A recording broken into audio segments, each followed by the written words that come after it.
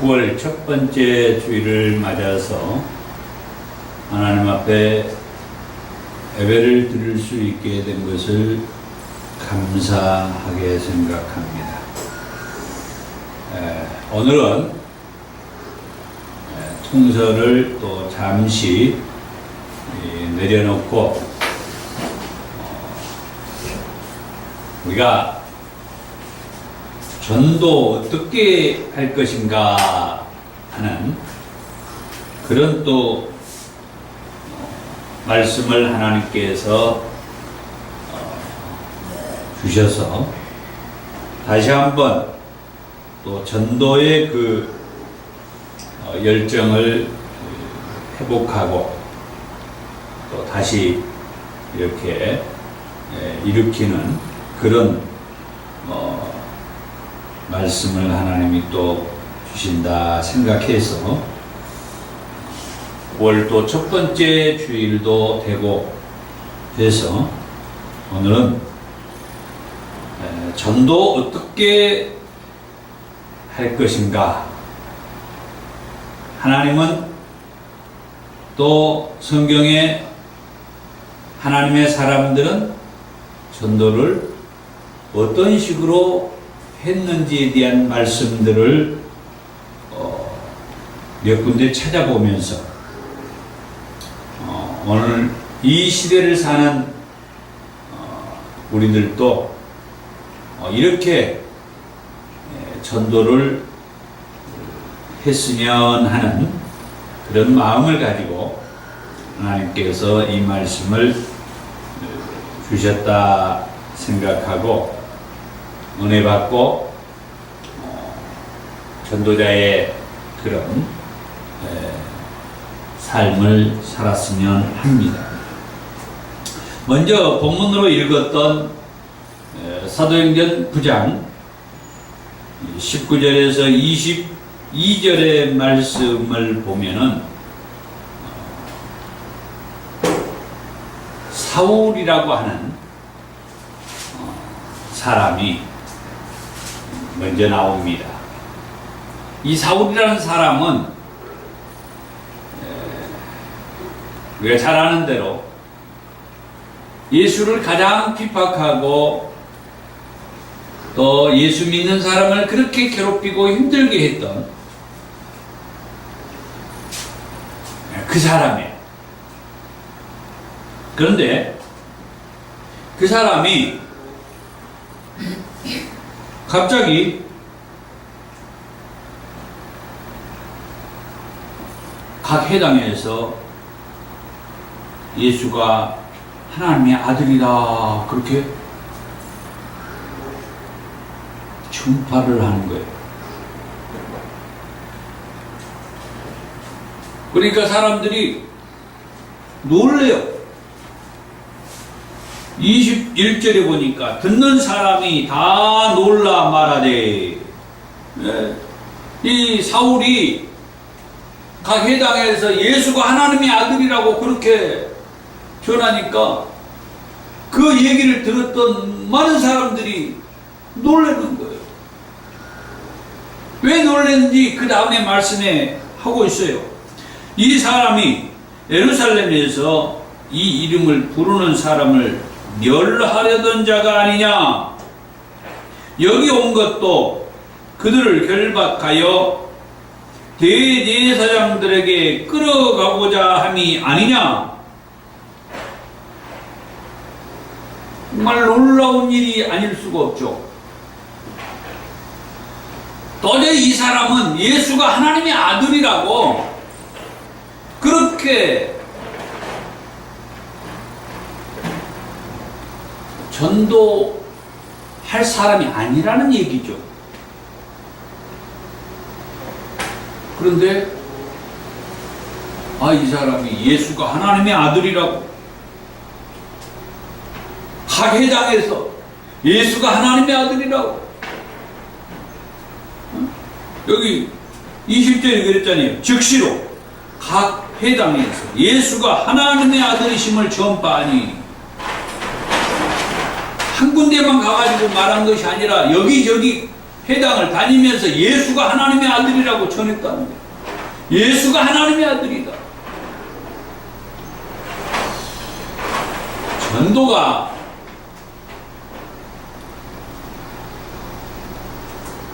예수 잘 믿는 사람이 전도하는 것은 뭐 그러려니 할 수가 있죠. 그런데 예수를 평상시 잘 믿지도 않았던 사람이 갑자기 예수가 하나님의 아들이라고 이렇게 전도하는 것은 그건 쉬운 일도 아닐 뿐만 아니라 이 보통 상상할 수 없는, 그런데 오늘 본문 말씀에 그런 일이 지금 발생한 거예요. 그렇게 쉬운 일이 아닌데, 더군다나 이 사울이라는 사람은 여기 21절에서도 말했다시피 여기 온 것도 그들을 결박하여 대제사장들에게 끌어가고자 함이 아니냐. 예수 믿는 이 사람들을 붙잡아가지고 대제사장에게 끌고 가기 위해서 여기 온 것 아니냐. 예수 믿는 사람을 지금 붙잡아가지고 대제사장에게 끌고 가기 위해서 온 그 사람이 오히려 그 예수가 하나님의 아들이라고 지금 각 회당에 다니면서 전도를 한다는 거예요.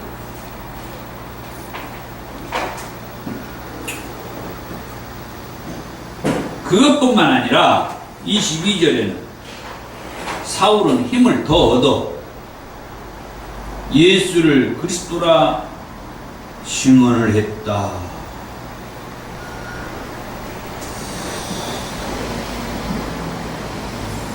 정말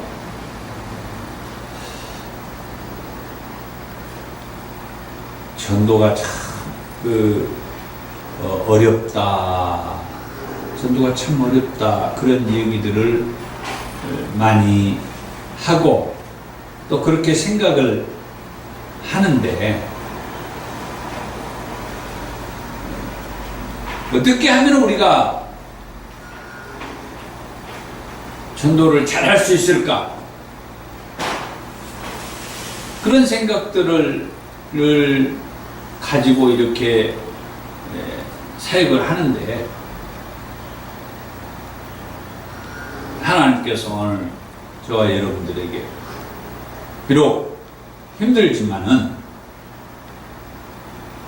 전도를 꾸준히 열심히 잘 하기를 바라고 계시고,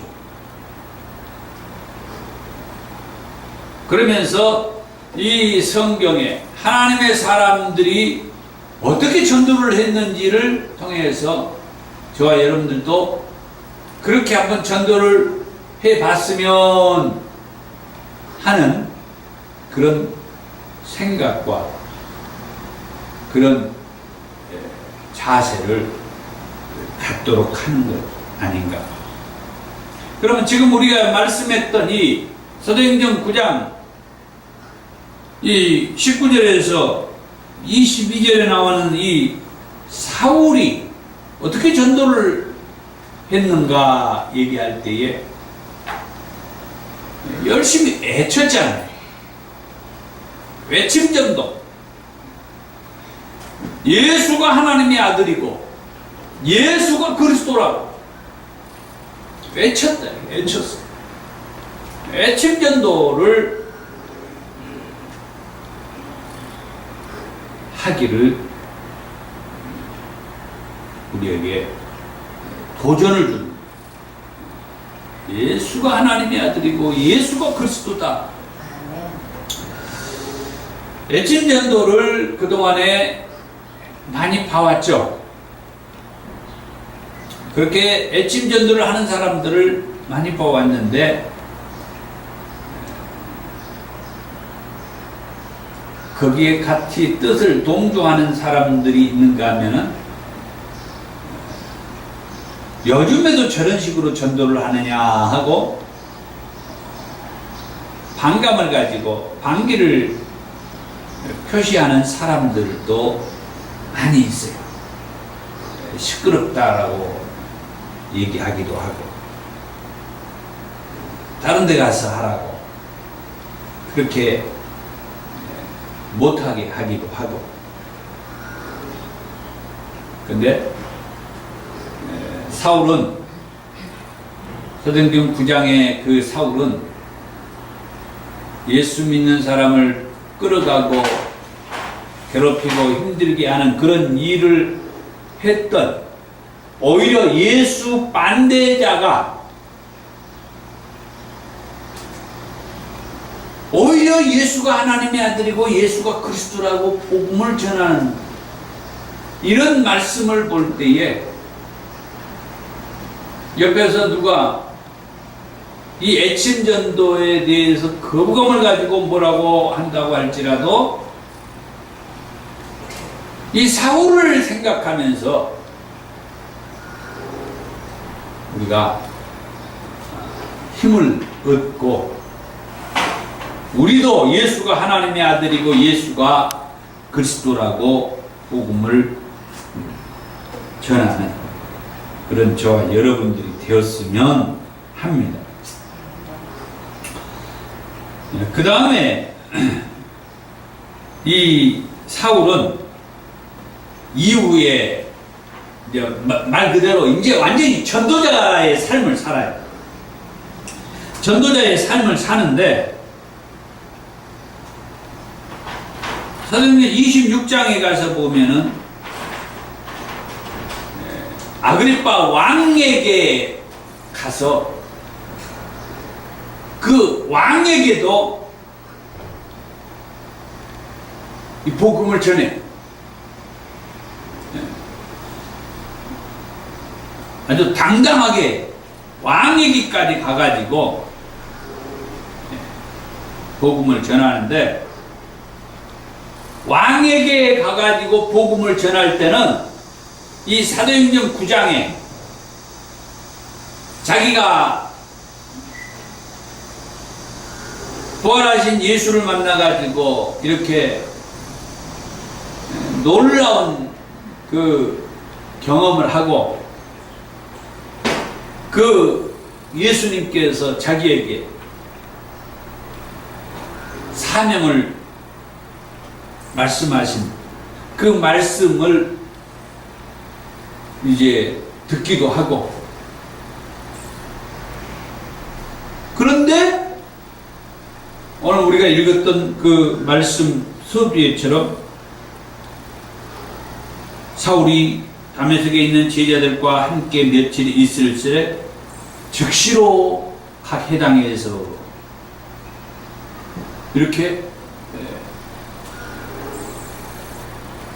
즉시 뭔가 전도자의 그 삶을 살았다라고 하는 말씀을 볼 수가 있습니다. 그러니까 그때 순간적으로 성령께서 강하게 역사를 해가지고 바울이 대제사장들이 저 예수꾼들 끌고 오라, 붙잡아 와라 했지만은 부활하신 예수를 만나고 나서 보니까 자기가 줄을 잘못 썼다는 것을 알게 되었고, 자기가 판단을 잘못하고 있다는 것을 알게 된 거죠. 예수를 핍박하고 사는 것이 아니라고 알게 된 거죠.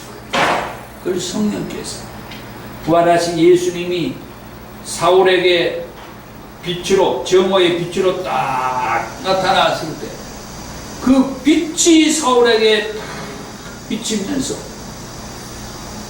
부활하신 예수님의 그 모습을 보게 되고, 그래서 지금까지는 그 예수쟁이들, 예수 믿는 사람들을 아주 터부시해가지고 요즘 우리식으로 말하면 막 2단, 3단 그렇게 생각하고 판단하고, 그래서 정지하고, 저 사람들이 모든 주변의 상황을 갖다가 어지럽히고 모든 밀란을 아주 소동을 일으키고, 아주 복잡한 사람들 그렇게 생각했던 사울이 부활하신 예수를 만나고 나서 빛이 오면서 자기가 판단을 잘못하고 줄을 잘못 쓰고 하는 그런 것들을 성령께서 조명을 해 주신 거죠. 그래서 즉시로 예수가 하나님의 아들이고 예수가 그리스도라.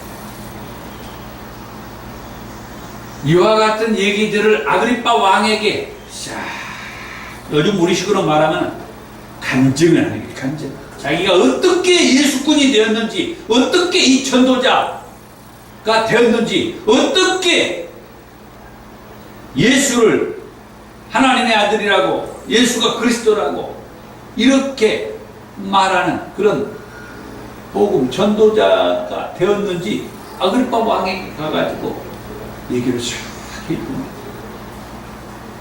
그러니까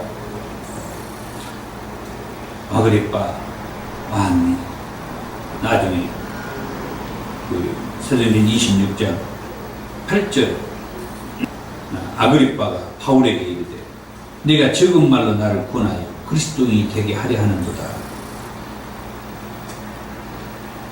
그러니까 바울이 또 왕에게 하는 거, 말이 적으나 많으나 당신뿐만 아니라 오늘 내 말을 듣는 모든 사람들 다 이렇게 결박된 것 외에는 나와 같이 되기를 하나님께 원합니다.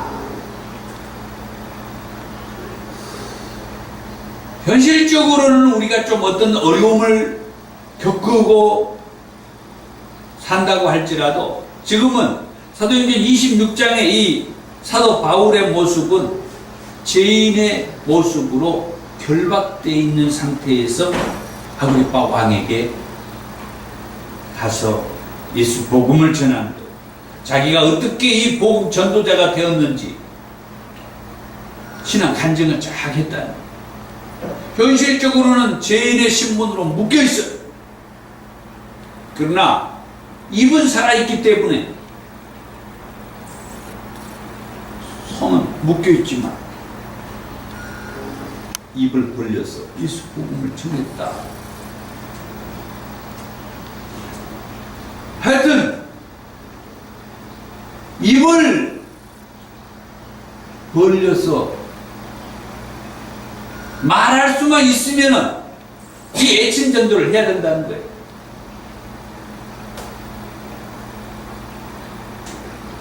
아그리빠 왕에게 가가지고는 애침 전도 하는 건 아니죠.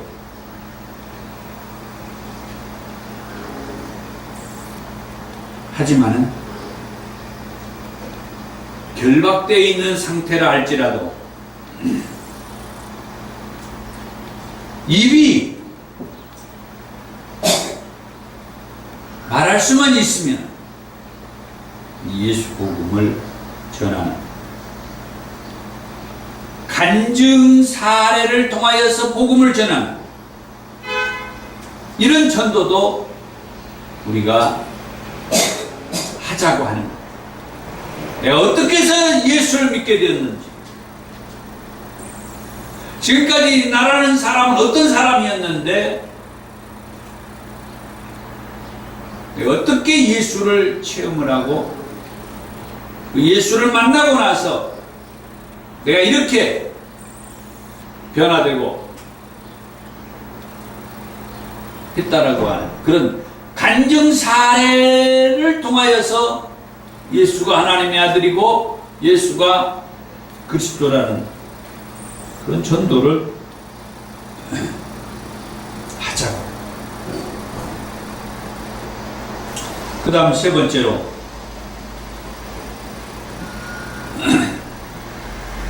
사도행전 27장에 가서 보면은 이제 사도 바울이 제수의 신분으로 이제 로마로 압송되어 이제 가는 길이죠.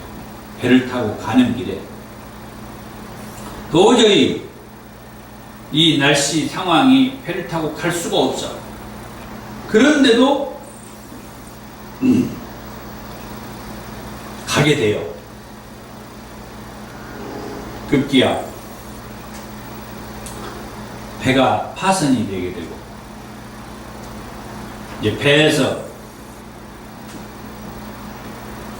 거룻배를 내려가지고 바다에 띄워놓은 다음에 사람들이라고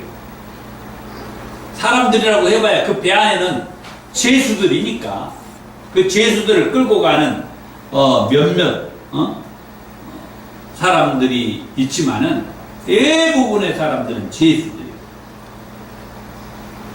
하여튼 죄수든 죄수가 아니든 이미 이 배가 파손이 된 상태에서는 죄수만이 살아야 된다. 그렇게 말할 수가 없죠. 이미 배가 이제 파손이 된 상태에서는 선장이든 그 죄수를 끌고 가는 사람들이든 다 이 거룻배를 올라타야 되잖아요. 그런 심정으로 이미 우리가 가는 이 인생 노정에서 내가 가는 이 바다 위에서 이 배가 파손이 됐다면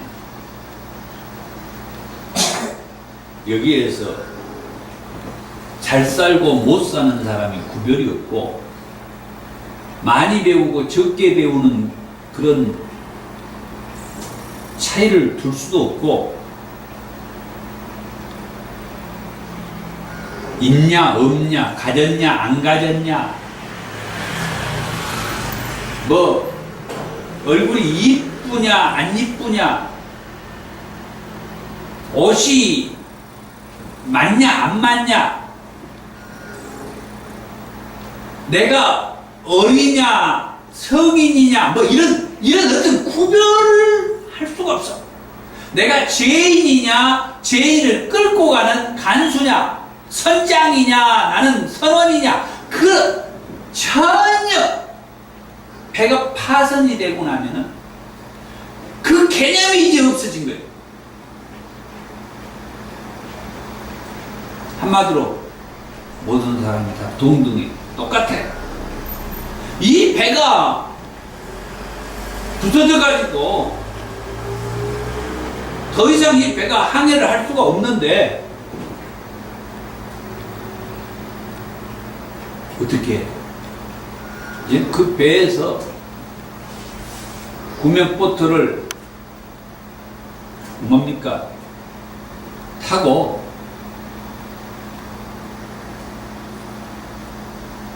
헤엄쳐 나와야죠. 어서 누가 밧줄을 던져주면은 그 밧줄을 붙잡고 빠져나와야 되고 마침 여기에서 구명보트 거룻배를 바다에 띄었어. 그러면 이 배에 있는 이 사람들은 그 거룻배를 올라타야 돼. 아니면 붙잡기라도 해야 돼. 어떤 보트를 붙잡기라도 해야 되고 그렇게 해야 부서져 버리는 그 배에서 탈출해가지고 살아날 수가 있는 거예요. 이 전도라고 하는 것은 저 세상에서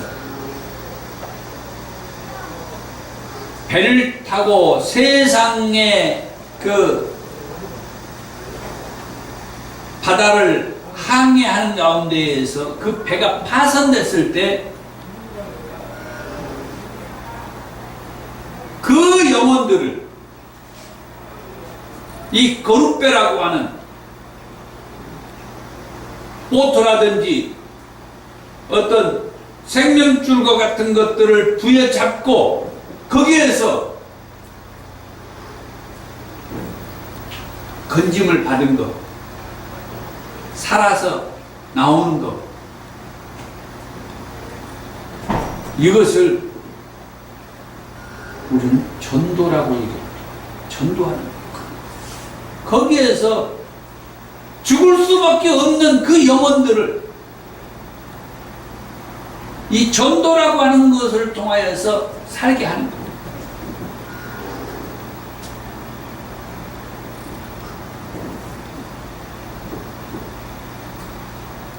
우리가 어떻게 전도할 것이냐?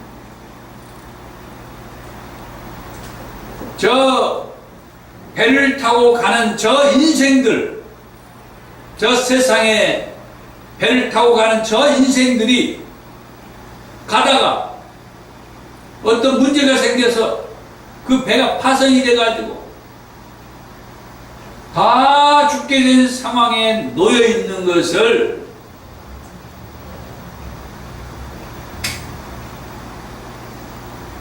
보트를 띄어서 또는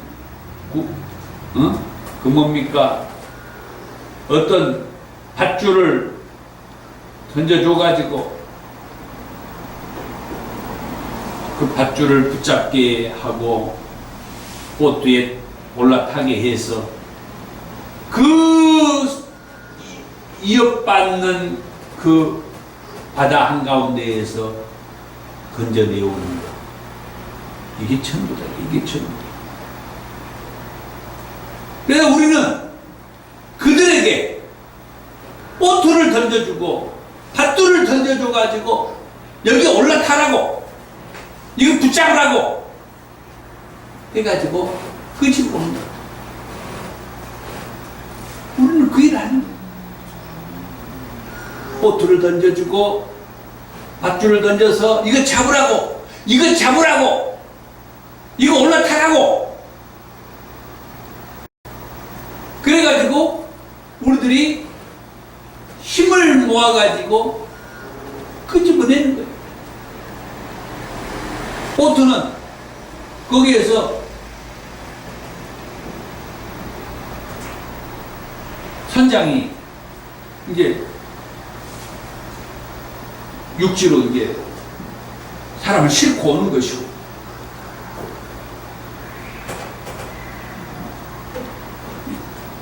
전도가 결코 어려운 것이 아니다. 어려운 것이 아니다. 그때 그 상황에 봐가지고 저 바다 한가운데서 배가 파손돼가지고 생명의 위협을 느끼고 허우적거리고 있는 그 영혼들을 향하여서 내가 거기에 맞게 보트를 가지고 영혼들을 배에다가 보트에다가 한 사람 한 사람 싣고 육지에다가 대다주고 또 가가지고 또 싣고 오고 또 가가지고 싣고 오고 때로는 헬기나 또 어떤 구급대를 통하여서 밧줄을 내려 보내가지고 이거 붙잡으라고 꼭 끼라고 그렇게 해가지고 그 밧줄을 끌어올려서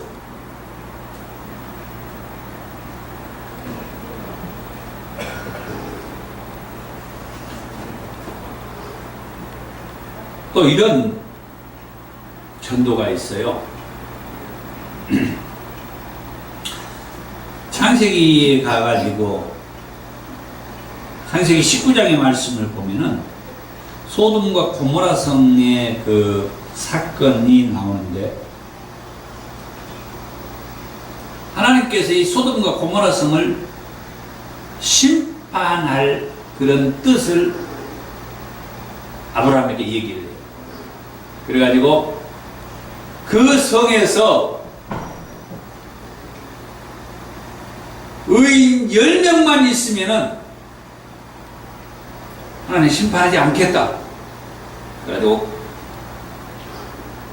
아니 의인 10명이 아니라 계속해서 이제 얘기하다가 의인 50에서부터 이제 의인 10명까지 왔는데, 근데 그 의인 10명도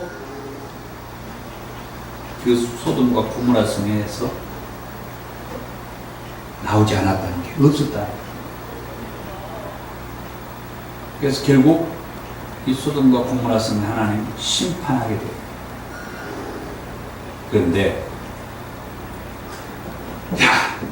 저 성을 심판할 것을 알게 되면서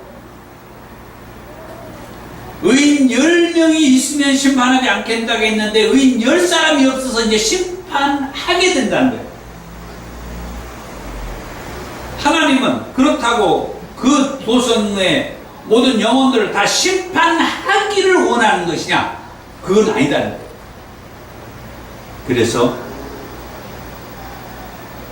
소돔과 고모라에서 성에 사는 아브라함의 조카 그 롯의 그 가족들이 있어요. 그래가지고 롯과 그 가족들에게 알려준 거죠. 야, 지금 시간이 없다. 하나님의 심판의 때가 이르렀다. 하나님이 이 도성을 심판하겠다고 했다. 그러나 이 도성은 빠져나오면 하나님의 심판하겠다고 했던 그 심판에, 그 유황불의 그 심판에서 구원을 받을 수가 있다. 워낙 급한 거야. 그래서 알려주었어. 롯의 그 가족들에게 너는 지금 빨리 네 아내와 네 자녀들, 자부들까지 빨리 거기서 빠져나와.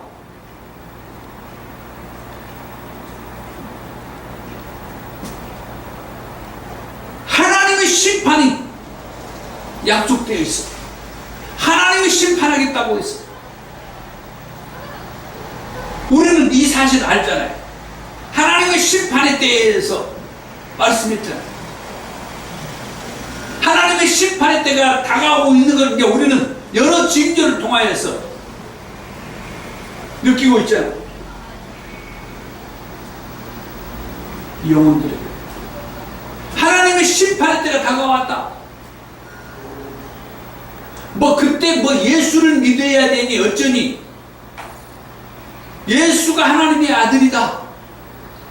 그때는 지금 그 정한이 없는 게 거기서 지금 나와야 돼. 하나님의 불심판이 임하게 돼. 거기서 끄집어내야 된다.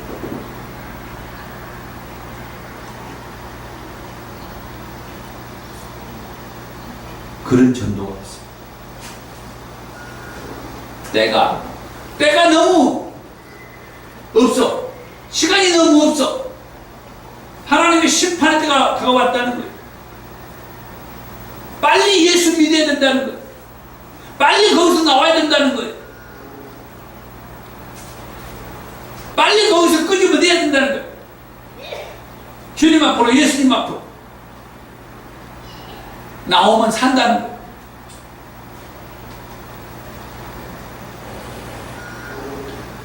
성 밖으로 이끌어내라는 거예요. 그러면은 구원받게 된다는 거예요. 아멘.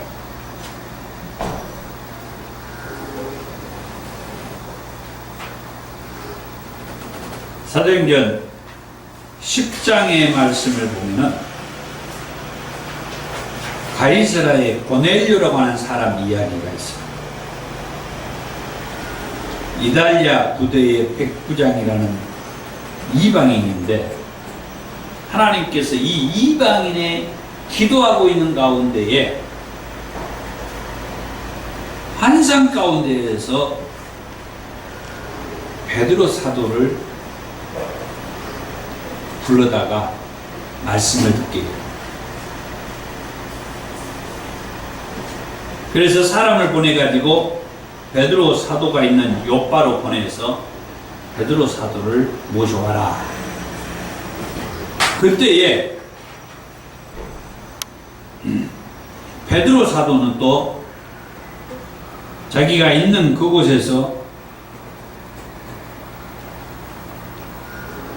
환상을 봐요. 하늘이 열리면서 어떤 그릇이 내려오는데 큰 보자기 같고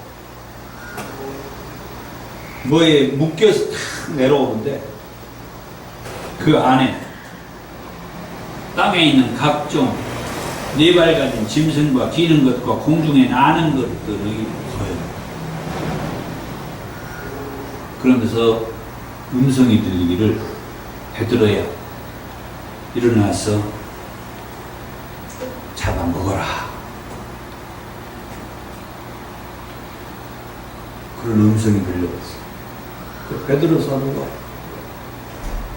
이건 먹을 수가 없는 겁니다. 구약의 그 레위기의 말씀에서 부정한 음식이다 이 말이야. 이건 먹을 수가 없는 겁니다.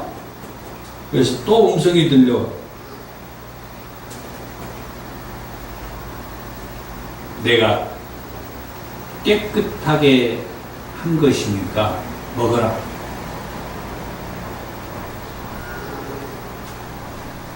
그것을 3번이나 그렇게 한 다음에 그릇이 하늘로 올라갔다. 베드로 사도가 방금 본 그 환상이 무슨 뜻인가 고민을 하는 거예요. 근데 이게 무슨 의미가 있지? 무슨 뜻이었지? 사실 제가 어제 저녁에 저도 환상을 봤어요.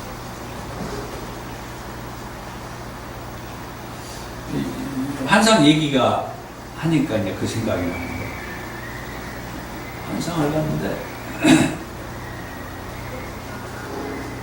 지금 우리 시대에 이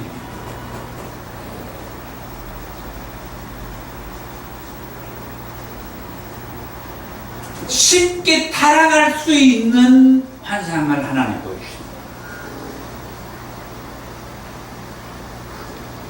저는 그렇게 이해를 하고 받아들였어요. 환상을 보면서 제가 이제 기도를 했죠. 하나님 이게 무슨 뜻입니까? 그때 저한테 그렇게 얘기합니다. 그런 모습을 나한테 보여준 것은 나한테 그걸 조심하라고 하는 것이다.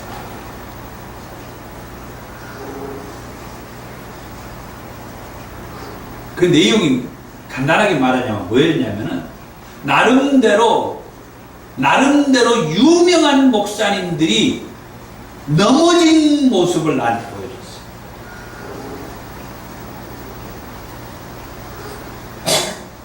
유명한 목사님들이 뭐에 넘어져 버렸는지를 하나님 보여줘요.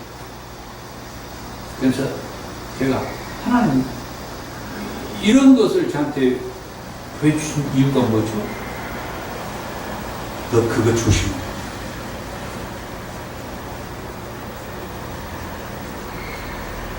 제가 가슴이 찡했어요.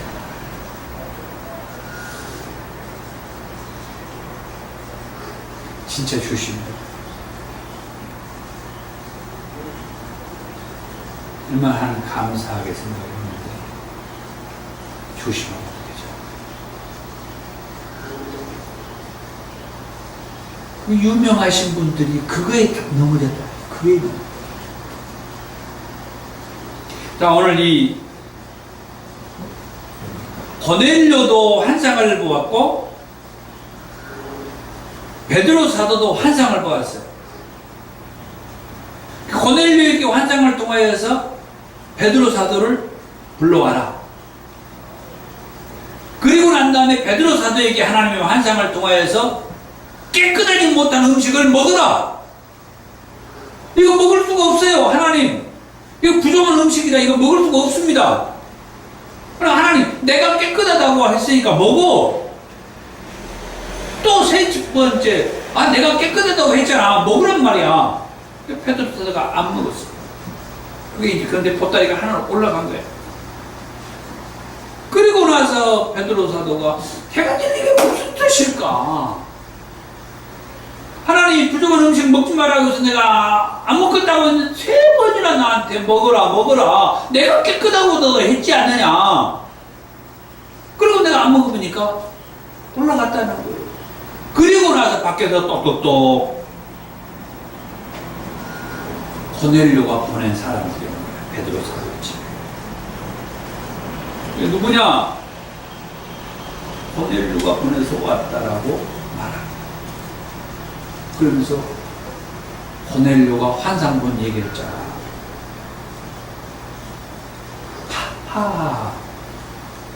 베드로 사도가 그때 이제 이해를 한 거죠.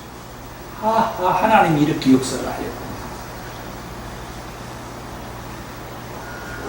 그래서 준비를 해가지고 같이 고넬료 집에 가죠. 그래가지고 먼저 이제 다과하고 교제하죠. 지금까지 어떻게 이렇게 이 사람들이 만나게 되었는지 하나님께서 역사한 얘기들, 환상을 본 얘기들을 서로 이제 딱 얘기한 다음에, 그리고 난 다음에 베드로 사도가 이제 고넬료의 집에서 말씀을 하게 되는데, 그게 이제 고넬료가 그래요. 사도행전 10장 33절, 이제 우리는 주께서 당신에게 명하신 모든 것을 듣고자 하여 다 하나님 앞에 있습니다. 당신을 통하여서 말씀해 주신 그 하나님의 말씀을 듣기 위해서 우리는 다 지금 하나님 앞에 있다. 우리에게 하나님 말씀 좀 해달라. 베드로 사도가 지금까지 되어진 이 과정을 보면서 아주 깜짝 놀랐잖아요. 하나님이 이렇게 일을 하시는 거예요. 그래서 베드로 사도가 이제 거기에서 그 사도행전 10장 36절부터 해갖고 쭉 복음을 전해요.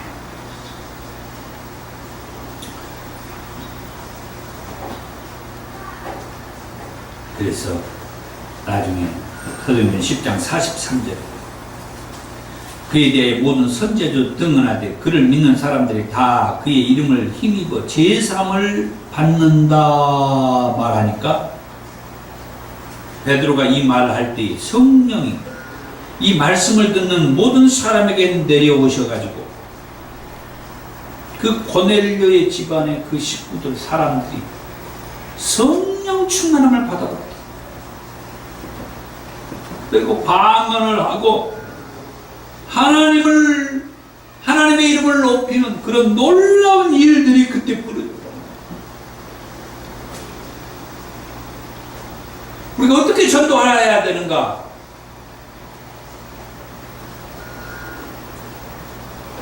성령의 인도하심을 따라서 성령께서 가라고 하는 곳에 가서 성령께서 만나라는 사람 만나고 성령께서 복음 전하라고 하는 메시지 전해가지고 성령의 인도하심을 받아서 전도하는 거예요. 아멘.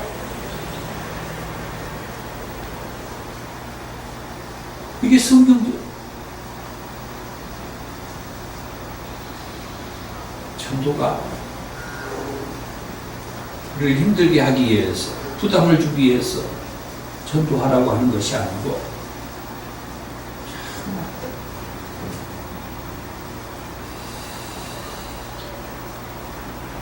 나가가지고 얼마나 간절하면 외침의 전도를 하고, 예수가 하나님의 아들이고 예수가 그리스도라고 이 외침의 전도를 하고, 또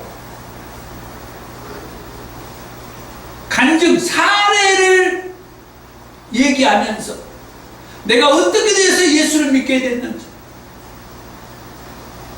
나 같은 사람이 어떻게 이 전도자가 되었는지 간증 사례를 통하여서 전도를 하고, 그 사람이 지금 어떤 상황에 처해 있는지 그 상황을 따라서 보트를 보내기도 하고, 꼭 그 배 타고 가는 것이니까 보트를 얘기하지만 우리 인생사에 있어서 그 사람의 필요한 물질을 공급하기도 하고, 먹을 것을 제공해 주기도 하고, 뭐가 필요한 것을 도와주기도 하면서 그 사람의 도움을 채워주면서 전도하자는 거예요. 지금 그 사람에게 필요한 것이, 배를 타고 가다가 물에 빠지게 되면 보트가 필요한 것이고, 밧줄이 필요한 것이고, 우리 일상사에서 필요한 것은 먹을 것이 필요하기도 하고, 물질이 필요하기도 하고, 그 사람에게 도움이 그 사람이 도움이 필요한 것을 도와주면서 전도하자는 거예요. 그리고 무엇보다도 성령께서 인도하는, 성령이 인도하는 것에 따라서 가가지고 기도해 주라고 하면 기도해 주고, 복음 전하라고 하면 복음 전하고, 성령의 인도를 따라서 우리가 전도를 하자. 아멘. 그런 하나님의 사람으로서 전도자들이 되기를 간절히 원합니다. 아멘. 기도하겠습니다. 하나님 감사합니다. 오늘 통솔을 잠시 내려놓고 이렇게 전도 어떻게 할 것인가, 하나님이 주신 말씀을 가지고 나누었습니다. 정말 우리가 누가 듣든지 아니 듣든지 예수가 하나님의 아들이고 예수가 그리스도라고 외침의 전도도 해야 되고, 내가 어떻게 예수를 믿게 됐는지 간증 사례의 전도도 해야 되고, 그 사람이 뭐가 필요한지를 따라서 그 필요를 채워주면서 전도를 할 것이며, 성령이 인도하고 역사하는 것에 따라서 전도하는 그런 전도자들이 되기를 원합니다. 하나님이 인도해 주시고 함께해 주시옵소서. 아멘. 예수님 이름으로 기도하옵나이다. 아멘. 아멘.